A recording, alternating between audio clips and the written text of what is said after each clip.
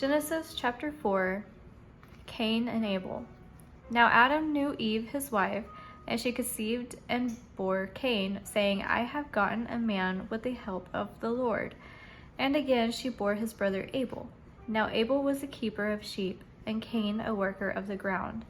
In the course of time, Cain brought to the Lord an offering of the fruit of the ground, and Abel also brought of the firstborn of his flock and of their fat portions. And the Lord had regard for Abel and his offering, but for Cain and his offering he had no regard. So Cain was very angry, and his face fell.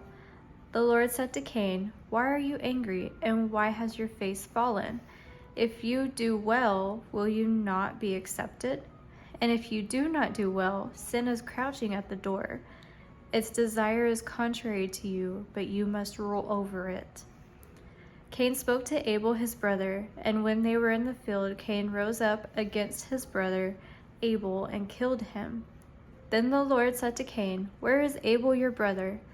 He said, I do not know. Am I my brother's keeper? And the Lord said, What have you done? The voice of your brother's blood is crying to me from the ground. And now you are cursed from the ground, which has opened its mouth and received your brother's blood from your hand. When you work the ground, it shall no longer yield to you its strength. You shall be a fugitive and a wanderer of the earth. Cain said to the Lord, My punishment is greater than I can bear.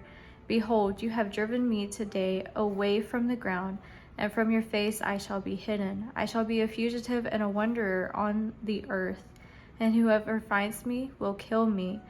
Then the Lord said to him, Not so. If anyone kills Cain, vengeance shall be taken on him sevenfold. And the Lord put a mark on Cain, lest any who found him should attack him. Then Cain went away from the presence of the Lord and settled in the land of Nod, east of Eden. Cain knew his wife, and she conceived and bore Enoch. When he built a city, he called the name of the city after the name of his son Enoch. To Enoch was born Irad, and Irad fathered Mehujael, and Mehujael fathered Methushael, and Methushael fathered Lamech. And Lamech took 2 wives. The name of the one was Ada, and the name of the other was Zillah. Ada bore Jabal.